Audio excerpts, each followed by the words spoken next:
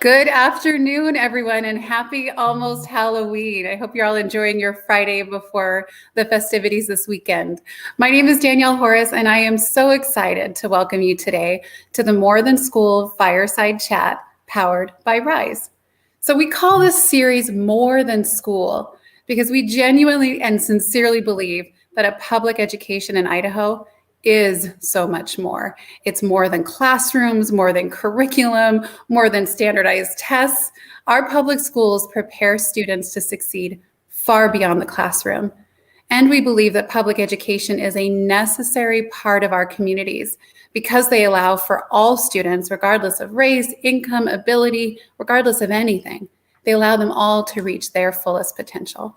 So you're going to hear from two veteran educators today about exactly how this is done in Idaho's K-12 classrooms, and frankly, why we should all really care, maybe even more than we already do, about the state of education in Idaho today. But before I pass the microphone, I want to encourage all of you to check out our previous fireside chats. So we have sessions with superintendents from all over the Treasure Valley and all over the state. And genuinely, their insights are really, really insightful and very valuable. The way that you can see those is you hop on our Facebook and click on the video section and you'll see the library there. Or you can go to our YouTube channel, which is Rise Treasure Valley Education Partnership, and see them there. So I get the chance now to introduce you to my colleague and friend, Dr. Don Coberly. Dr. Coberly is the retired superintendent of Boise Public Schools after serving 38 years as a public school educator. And luckily now I get to work alongside him as the current co-CEO of Rise, Treasure Valley's Education Partnership. So Don, welcome and thanks for joining. Well, thank you. So it's my pleasure today to have the opportunity to introduce Teresa Fabricius, the retired superintendent, the third retired superintendent we will have interviewed, as Danielle said. And Teresa is dressed in her Halloween themed outfit today. I'm hoping to get some trick-or-treaters. How about you? Absolutely. Yeah, even if I just got a few, I bought enough candy for an army. So, well, you want to have leftovers. That's exactly right. You have to buy the right kind and everything like that. So we've known each other for a while, Teresa, but I think probably our viewers may not know, some of our viewers at least, may not know much about you. So I'm just wondering if you can visit with us a little bit about your background, how and why you became an educator, and then what positions you've held, et cetera, a little bit more about you. Okay. Well, I always feel like my teaching career started on our front porch when I was a kid, because I was the oldest of 6 kids. And whenever we played school, I got to be the teacher because I was the oldest. And I was influenced greatly by the fact that both my parents were teachers. My father was a vocational agriculture, it's what they called it then, an ag science teacher, we would say now, an FFA advisor at the high school level. And my mother was a first grade teacher. So I grew up around education and around teachers. And to both my parents' credit, I got a very positive impression of teaching as a life.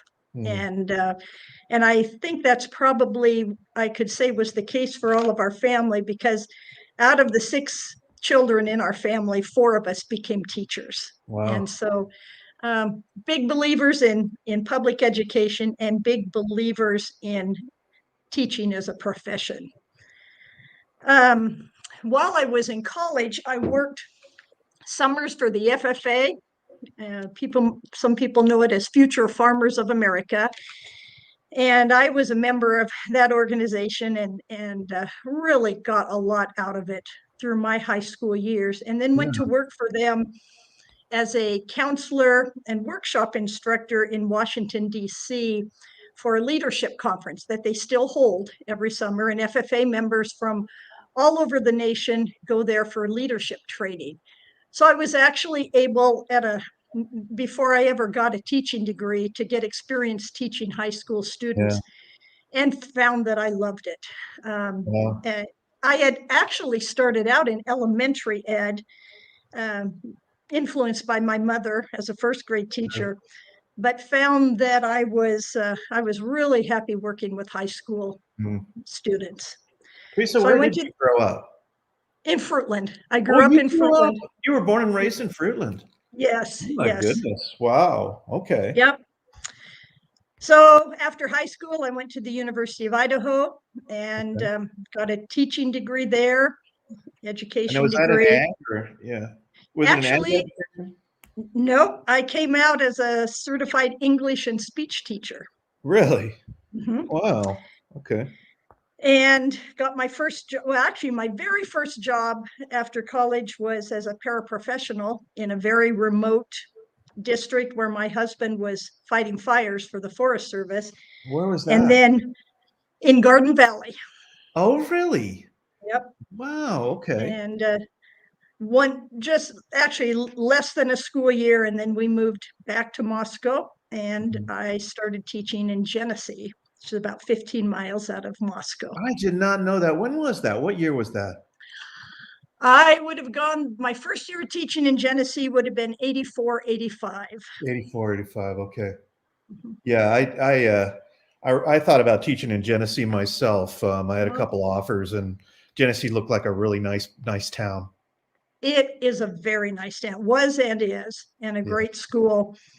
So I taught high school English, speech, and reading, and was the yearbook advisor there for almost 10 years. You had a variety of roles when you're in a one school district, don't you? Yes, and in a school that size, at that time, the high school had about 100 students in it. Mhm. Most teachers have 6 different preps a day. Right. Can you? That's an interesting point. Can you talk a little bit about what does that mean to have 6 preps?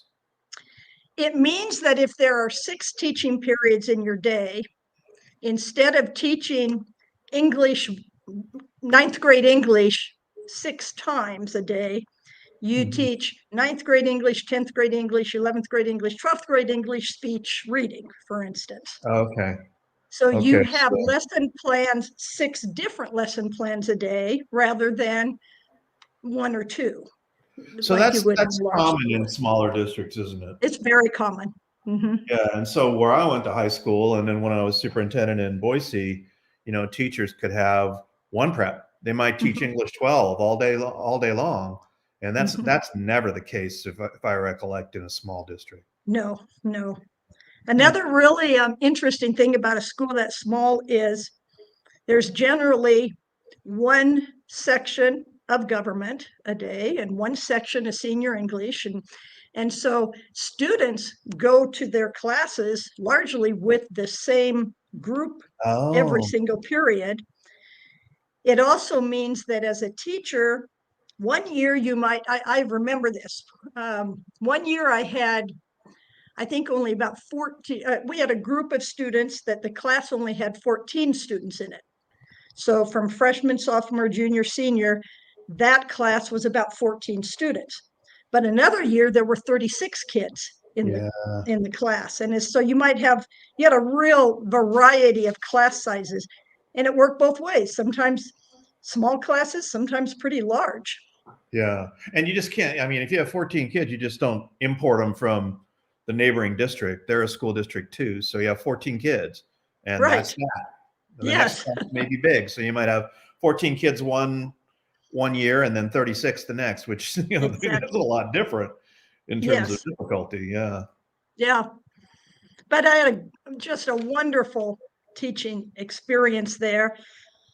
And then we decided that we would move our family. By that time, we had 3 small children, and both of our parents lived in Southwest Idaho. And we moved to Fruitland, and Okay. I had gotten my master's in counseling, hadn't used it yet, and became high school counselor at Fruitland High School. Okay. And did that for a number of years. Went from that to achievement specialist at the high school and testing coordinator for the district, and then finished as superintendent for my last 8 years Hmm. and retired in 2020. How was it going back to your hometown? I'm just curious. To You've been me, born and raised there, and then yeah, and I'll admit I've had people that say that other superintendents say they couldn't imagine that. I absolutely loved it.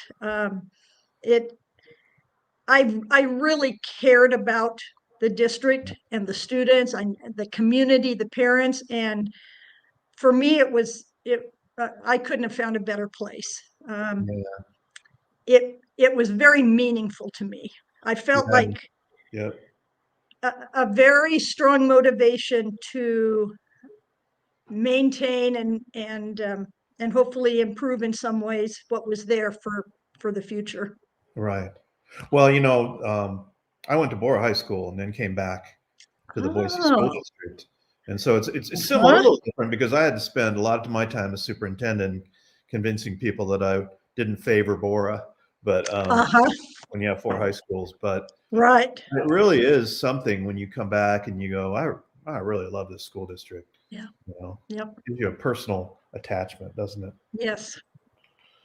So what about Fruitland? I don't know much about it, but can you talk a little bit about the demographics and, the free and reduced lunch, the ethnicity, the enrollment, is it growing, et cetera, et cetera? Well, for a while, it was a very rapidly growing district. I mean, and it was challenging to keep up with the growth as far as, hiring and providing facilities and all of that. Right now, there are a little over 1,600 students in the district. And so it's still a district of 1 high school, 1 middle school, an elementary, and an alternative school. Okay. It is increasingly diverse, I would say, over the years. And I think we're still under 50% free and reduced hot lunch, but probably 40-some% free and reduced lunch. Close to the state average then. Yes. Yeah. We've got about 13% on IEPs. And so you mean special education students? Special education, yes. And what else did you ask me?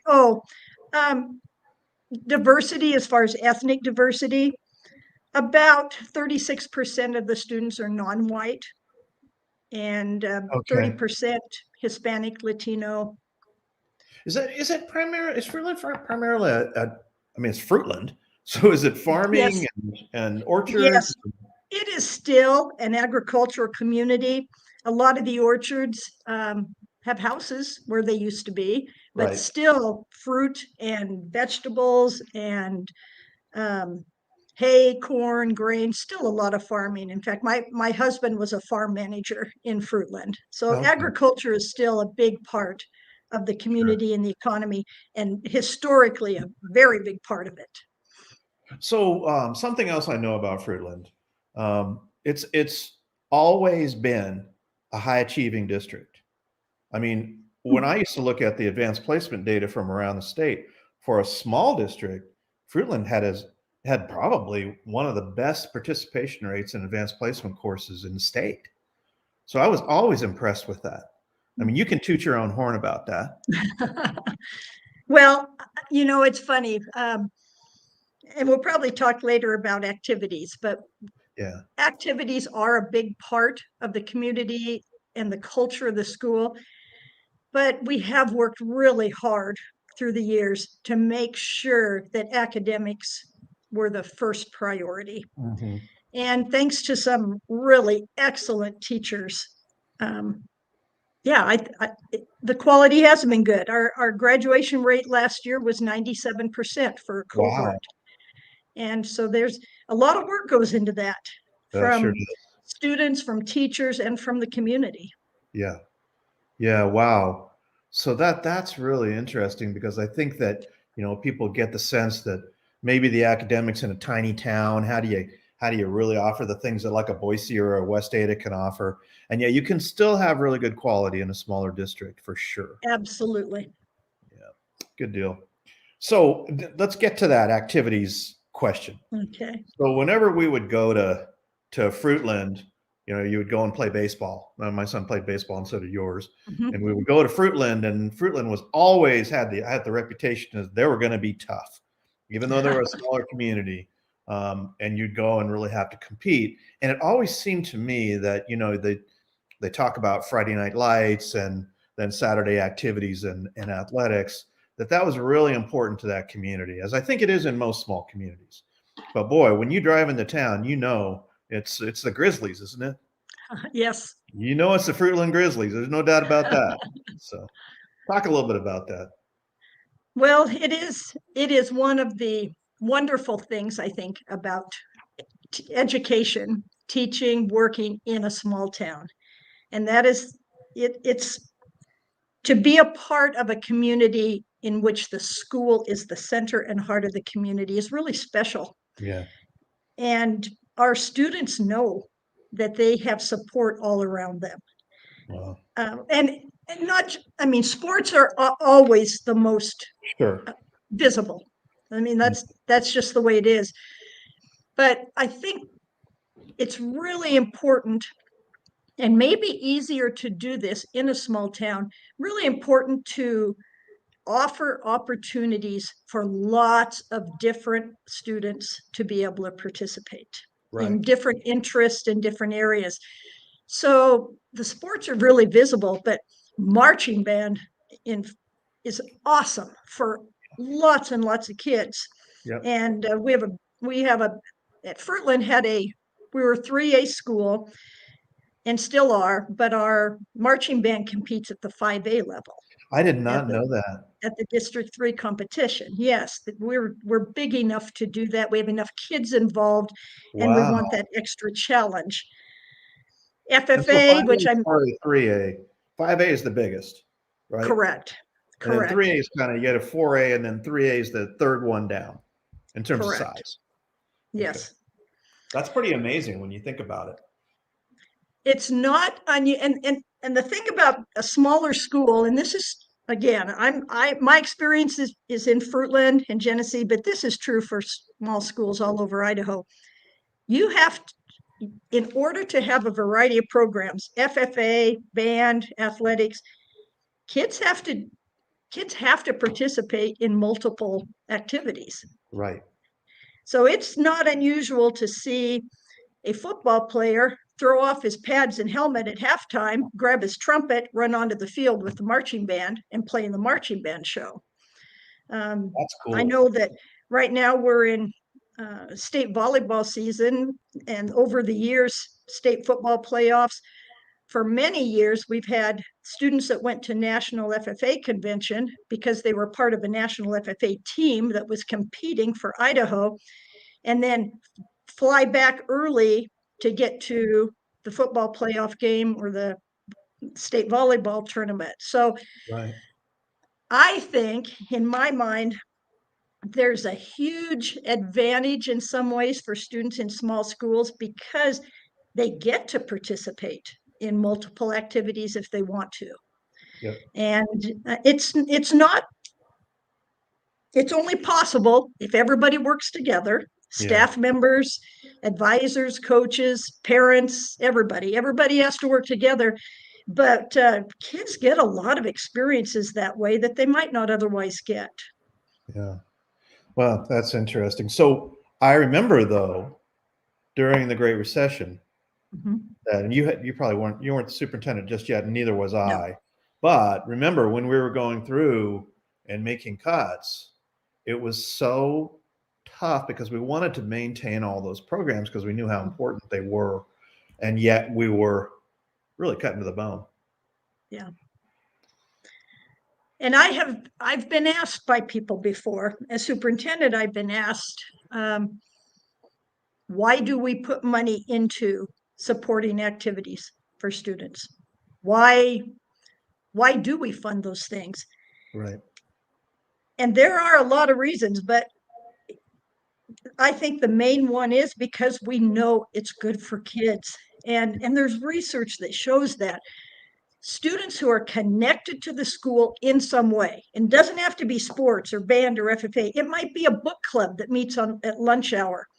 It might be the chess club. It might be drama. It may be choir. But if they can find a way to connect to the school in some way, their chances of success, not only in high school, but beyond, go up so dramatically as Right. a result of that involvement, that Right. it's good for them academically. It teaches them how to manage their time and be organized. It teaches them how to show up. So many employers say that's one of the toughest things for some people is to show up on time. Yeah. And kids who are involved in activities already know how to do that. It's important for them communication skills wise, leadership, working with others. I just can't stress enough what those activities do for students, whatever kind of activity it is. Yeah. And I also have asked people, well, when the bell rings at 3:15 in the afternoon and the parents aren't going to be home from work till 5:30, where would you like as many kids as possible to be? At school, supervised, doing something positive. I think it's really good for the community, the more kids that are involved in activities. You're making so many good points about this, Teresa. I mean, it's the whole thing of, well, you can just look at a test score or just look at, some other measure, but it's all those other things that happen as part of schooling, as part of education, that help kids to be successful, to work as part of a team when they get out of school, um, to have high expectations for achievement. I mean, there's good research on all that. And I've talked to employers from some pretty big companies whose names you would recognize, people that do hiring, who say they want to hire people who have been involved in activities. Right. At some Right. point, they do better in the workplace. They work better with others. They play better with others. I mean, it is a big part of the education we provide. I looked at that when I was hiring teachers. So what did you do besides just go to class? Mhm. Well, I did this and this and this. Well, that was important stuff. Yeah. Mhm. So why have you stayed involved in education? I mean, you retired. Now you're doing a whole bunch of other stuff, all related to education. Dawn, probably the same as you. I believe so passionately in the importance of public education, and I feel like I owe so much. I mean, my parents were both received their educations in Idaho. My 5 siblings and I all did. Most of their spouses did. A ton of our kids did. All 3 of my kids got educated here, and they received a good, solid education and were able to go on and do what they wanted to do. And I just think that if we don't appreciate what we were given and try to give back and keep it going, we owe it to pay it forward.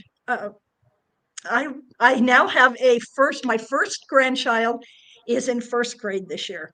Oh, is that And so so? now I look at even the longer term future. I look at my grandkids that are going to go through. I want them to have what my kids had and what I had and what my parents had. And I want them to have just a high quality education. We can't just sit back and hope for that. I think it's a responsibility to do everything we can to maintain that. Yeah. Yeah, I would agree. And I think we probably can do a little bit better job of messaging around that in terms of the kids that we have that are going on to be successful. I just saw that a Boise High grad is now Solicitor General in the Biden administration, and you just go, wow, from little old Boise High School, and it's way cool. I know every one of you guys can cite many examples of kids that have gone on to be very successful. And that's probably something we need to do a better job of as educators. Mm-hmm. So I want to know about Idaho Digital Learning Academy. I know that one of your career jobs is working with them. I don't know exactly what you're doing. And I think our viewers don't understand the value that IDLA brings to the K-12 education system in Idaho. So yes, IDLA is the Idaho Digital Learning Alliance. It is our online public virtual school in Idaho, but it's not a school that's contained within itself. It's not a place where students go online and in 12 years get a diploma from IDLA. It is And it's an alliance that works with schools in Idaho. And it supplements, assists in many ways. And in our state that has so many rural districts and so many small districts, it's invaluable. We used it in a number of ways when I was in the school system, but I've seen it all over Idaho. And if a student, you mentioned earlier, small schools can't offer all the electives and all the courses that large schools can. Not possible. Yeah. But because of IDLA, we had students in Frutiland that were taking courses in Mandarin Chinese. Oh. We had students taking French courses. We had a Spanish teacher, so we had a foreign language, but because of IDLA, students could choose a foreign language to study. We've had students use IDLA for credit recovery. Sometimes freshman year doesn't go that well, and students are needing to make up some credits. They can work an IDLA class into their schedule or do it off hours online and make up those credits. Or the other way, students that are advanced in an area and want more challenging courses than what, again, the school can offer. And so they can get on IDLA. They have a true certified teacher. The teachers work with the school district, and students receive a lot of support. I've had a lot of family members, my kids, nieces, nephews, etc., take IDLA courses, and it's made a huge difference in their education. The work that I'm doing for IDLA actually is for an organization that they are an umbrella for, and that's the Idaho Rural Education Association. Oh, okay. And this is a new organization in Idaho. It's a national organization, but its presence in Idaho is new, just in the last year. And its sole purpose is to support rural education in Idaho. So with my heart for small schools and having come out of that background, it was a really good fit. And IREA is working with districts to figure out what challenges do they have, what needs do they have that they could use some help with. Right now, IDLA and IREA just put out substitute teacher training modules. Oh. And lots of people have probably seen in the news that substitute teachers are in short supply right now, like a lot of other positions. And so if people are willing to become a substitute teacher, we want a way for them to feel comfortable, get some training, feel like they've had some preparation. I think we're more likely to get substitutes if they feel like they're supported and prepared to go into the classroom. But it's a way that it's ready to go, and it's a pretty streamlined way for them to get some preparation to go into classrooms. Okay. That's just one example of a way that we're trying to help all districts, but particularly rural districts. So if you go into Troy or Nez Perce or some small community, small school district, what exactly do you do to help them? I really mean it when I say we're just open to helping in whatever way we can. So if they need a particular course or. Yes, or if they need some form of training for their teachers and it's not readily available locally. Okay. If they need help with some policies, finding some policies or some kind of materials, we'll help them look for that. Okay. If they have a staff member, maybe because of illness or some other reason, family emergency, that's going to have to be out of the school for a while, and they need help finding someone to come in and fill in, they can call us and we'll start looking around for someone to help them. Okay. Hey, I have a question for you about IDLA. If I'm a parent of a homeschool kid and a homeschool high school kid, can they register for a course? That's something that I think IDLA is is working on right now, and I think that they have some options. I believe, and I'm not real involved in this part of it, but I believe that it's still done in partnership with the district where that student lives. Okay, but they could register. Yeah, you have to be registered in the district, if I remember correctly. So they could do that. But they could take their course, right? Right, through Boro or through Fruitland or whatever. And Because I if, was yeah, thinking if those are there's some a, viable options for some homeschool kids. if there are parents interested in something like that, yes, they can just get online, contact IDLA and check out. Like I say, I'm pretty sure that there are some options that way, but I don't know all the nuts and bolts of how that works. But they could find out. They could find out by just getting online and contacting IDLA. Interesting. Yes. And yes. IDLA's home office is in Boise, is it not? Mm-hmm. Yeah, it's, I think up at the district offices in Boise. So, fondest memories. Any examples or just things that during your career gave you, were really gratifying?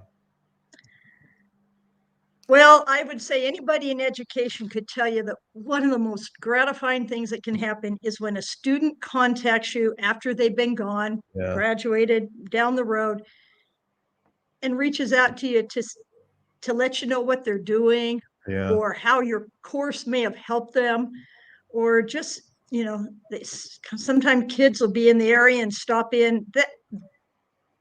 Nothing like it is hard to explain how rewarding that is and how great it is to see them go on and become adults and have families and whatever they decide to do. And it's so funny how we sometimes the definition of success gets, I think, really out of whack a little bit. And sure, we're really proud of people that excel in their profession or that reach great heights. Man, to me, if those kids, they're, maybe they're 30, 40 years old, but when those kids come back and they're introducing you to their kids and they're proud parents of these children and they're happy, that's success. If they've been able to have the kind of life that they want to have, and they're happy and they're functioning in the world, to me that's super, super gratifying. So those moments are wonderful. I've been fortunate enough, and it's funny, I went back to the school that I had graduated from and was a colleague to a number of people who had taught me in school. That was a great experience. And they were, of course, people I had learned so much from when I took their courses, but then I learned so much from them as an educator. And then I was there long enough to see my students come back as colleagues, and be my colleagues as teachers, and some great teachers. And that was really a rewarding experience to get to work with them. Mm-hmm. And to see how much they cared about education and the school and their community. Mm-hmm. I was a counselor for quite a few years, so to see sometimes students that had faced some pretty big challenges and obstacles early on, and either got matched up with resources or figured things out, overcame challenges, and then went on to graduate from high school and go on in life. Those were big moments, good memories. Sure. So success gets defined differently. It does. Others. It really does. And you just see that. So some of my amazing memories of kids that just, don't even recognize them. Oh, hey, wow. Yes. You helped me to learn to read or whatever. Yes. Yeah. It's really something. So, and another thing is some great moments of getting to see students help each other. And I don't know if the public really knows how much of that goes on. But I say our students, and I mean our students in Idaho and everywhere else, I'm sure there's so many examples of students who treat each other with compassion and kindness and, look out for each other, worry about each other. That's a part of education, I think, that maybe a lot of people aren't as aware of. It doesn't make the newspaper, No. it's not on the news. Sometimes it is. Some of these news channels have been doing really nice stories on students who go out of their way to help others. But that's a really rewarding thing to see. It's pretty cool, isn't it? Mhm. Yeah, I remember, I get to tell my own little story here, but I Mhm. remember when we brought the refugee program to Bora, and Uh-huh. I think we had over 200 refugee kids at one time at Bora High School, and the way that student body took them under their wing was just, it really made you go, wow. Yes. And when given the opportunity, they'll treat them with compassion and care about them, and it gives you faith. I'll put it that way, doesn't it? Yeah, sometimes the students serve as models for all the rest of us. They do, don't they? So let's talk local control. I hear this bandied about all the time, and it seems to me sometimes it's just when it's convenient. We need to have local control. But I would think in a community like Fruitland, that is vitally important to the success of the school system, to the success of the community. Local control is absolutely vital in all schools, I believe, because the people closest to education are the ones who can best make decisions for how it's going to operate. And who's close?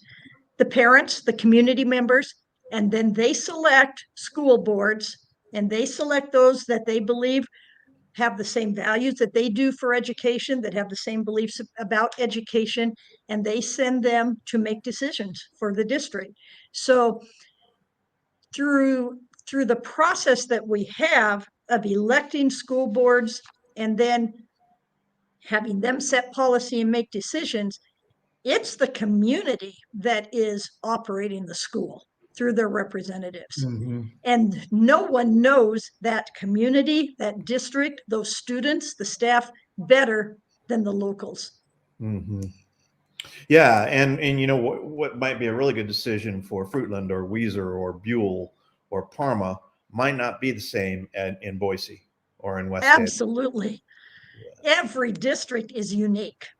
And we share a lot, all districts share some things, but it is not a cookie cutter process. Yeah. Well, even just in your what they call that, the I-95 corridor, or I-95, is that right? Just 95, Highway 95. Yes. Okay. Yes. With New Plymouth, Fruitland, Payette, Weiser, those districts are different. Yes. Yeah. So anyway, so a youngster is thinking about going into education. We're having trouble with the pipeline now. What advice would you give them? Should they go into education, or should they maybe think about something else, or what, from your perspective? Well, from my perspective, if they have a heart for education and they know it, they should pursue it. And I wouldn't push someone into education that wasn't well suited to it.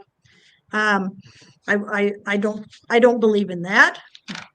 But I think a lot of young people know if they have a heart for that kind of work. Unfortunately, there are challenges, but there are challenges in every field.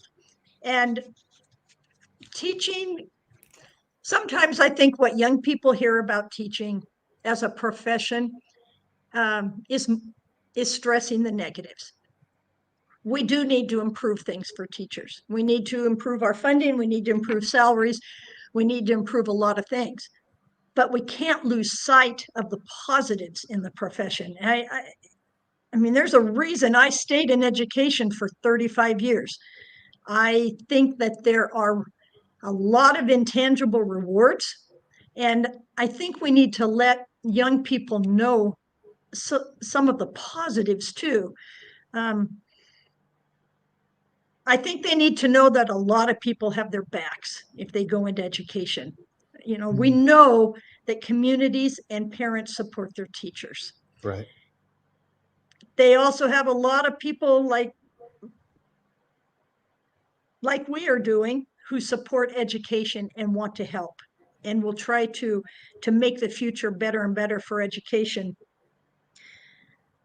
I think too that it's not just young people that should think about going into education.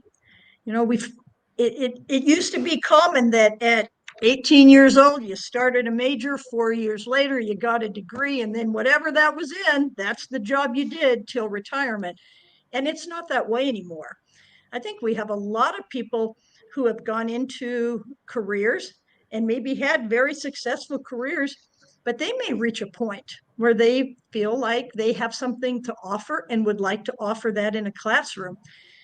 And so I would encourage anyone of any age, if they've had a little tug that way, thinking about the rewards of teaching, I would tell them to not to brush that aside.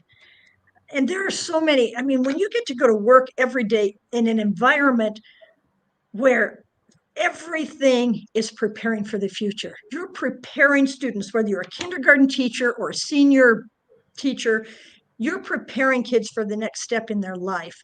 And you see every day lives changed because of education. Mm-hmm. We see families changed. We see the trajectory of a young person completely changed because of what they learned or what they discovered about themselves. And what a positive environment to get to go work in every day. And then I think something a lot of people don't realize is what great people you get to work with when you're in education. Really true. And if you look at studies about workplace satisfaction, that is such a big, and to me, it outweighs pay, the amount of pay. Although I know, I mean, I'm a huge advocate, we need to improve teacher pay. But that getting to work around positive people who are there for the right reasons to help kids and work together. I look at some of these grade level teams or in the elementary or departments in the middle school and high school, and the bonds that they form with each other and how they work together to help kids. It's a side of the profession that I don't know if people even understand until they get there. And not everybody gets that in their job to get to work with people that share so many of the same goals and values and work ethic. So if someone is thinking about education, I would just encourage them not to let the negative outweigh a lot of the positives. Sure. And, you know, I told you I'm one of many in my family who went into education, and people will always ask me, well, are any of your kids teaching? And instead of just saying, no, they're not, I say, no, not yet. Not yet. Because you never know what lies down the road. No, you don't. No. So, you know, Teresa, I think you've brought, it's been a great time having some time to visit with you. Mm-hmm.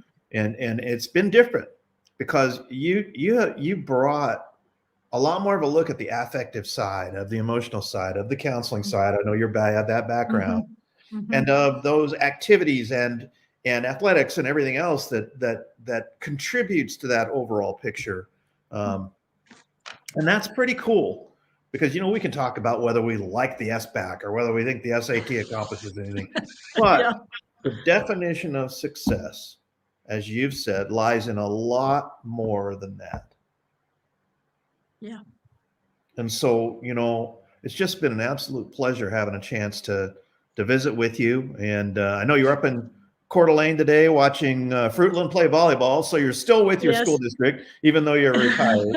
And I would say Good luck to the Grizzlies, and have a great weekend. Thank you so much. Take care. You too.